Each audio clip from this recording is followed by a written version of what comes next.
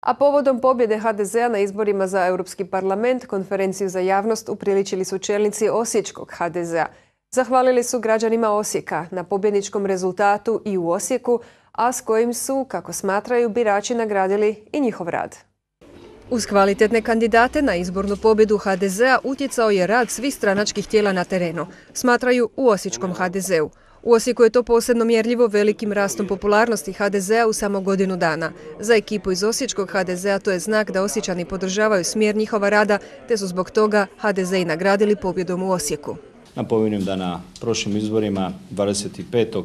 svibnja Hrvatska demokratska zajednica zajedno sa našim koalicijskim partnerima dobila je 34% na području grada Osijeka, što je usporedba sa prošlom godinom kada smo dobili 20,9, jedan iskorak od skoro 13-14%.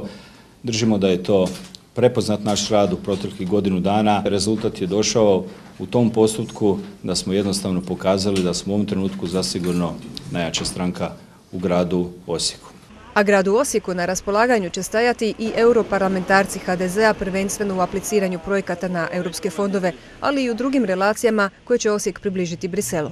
Ono što mogu već napomenuti da će i naša delegacija novih europarlamentaraca posjetiti grad Osijek, staviti se na raspolaganju kako gradonačelniku Vrkiću, tako i svim pročelnicima kada su u pitanju svi problemi grada Osijeka, a može se kroz EU fondove sigurno aplicirati i povući u razvoju našega grada.